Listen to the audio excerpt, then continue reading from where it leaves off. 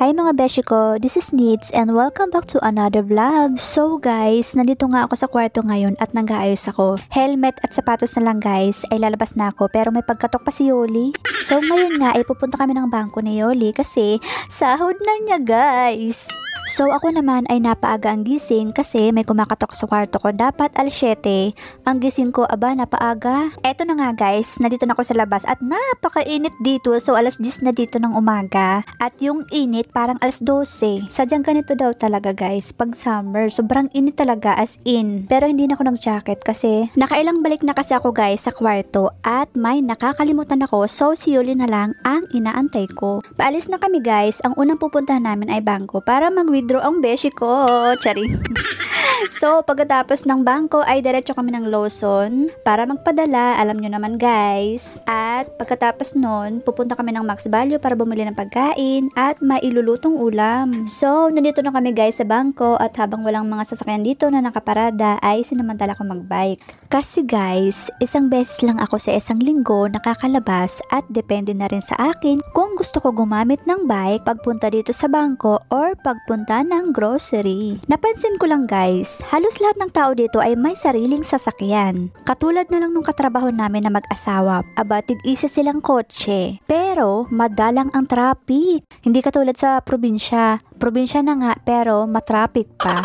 So guys, andito na nga kami sa grocery at kagagaling lang namin ng Lawson. At nandito kami guys sa relaxing area kung saan pwede ka dito kumain, pwede ka dito mag-relax, mag-muni-muni, charot.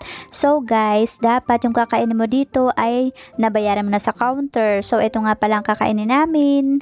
Simpleng pagkain lang guys kasi nagutom kami so hindi pa ako kumakain ng tanghalian. Tapos yung kasama ko din ay hindi pa kumakain ng almusal at sabi niya nga sa akin ay nahilo daw siya sa kakapag-bike. So, eto nga guys, bumili ako ng pagkain ng Japanese. So, ano nga ba ang tawag dito guys? Di ko alam, charot.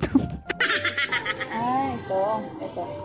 Pangalawang beses na bumili ako ng ganitong pagkain. Nako guys, eto pa. Hindi ko alam kung paano buksan. Pati ba naman pagkain, may procedure pa kung paano buksan. Nako, buti na lang talaga guys. Kasama ko si Yoli. Hindi ako mahilig sa Japanese food, pero gusto ko itry. So, eto nga pala guys, ang tinatawag na onigiri na pagkain dito sa Japan. O Japanese triangle rice, pero guys, hindi lang basta kanin to. Yes po mga besyo ko, hindi lang po basta kanin ang onigiri dahil may palaman po ito. Ang palaman nito ay ulam. Tapos, may iba't ibang flavor to guys. Mamimili na lang kayo kung anong gusto nyo. May salmon, may tuna, ano pa nga ba. So, ito yung nabili ko guys ay hindi ko alam. Basta kinuha ko na lang siya. Guys, ang sarap niya. Hindi ko lang alam kung anong flavor to. So, ito nga pala guys ay napakamura lang din. Siguro sa peso ay mga 60 or 50 pesos lang. So, guys, nandito pa rin kami sa relaxing area. Dito lang din po sa Max Value, malapit lang din to sa amin at siguro mga 1 hour na kami dito guys. At pagka-uwi nga namin, konting pahinga lang guys, eto na, nagpaplansya na ako ng aking mga uniform. So, bye bye, arigato.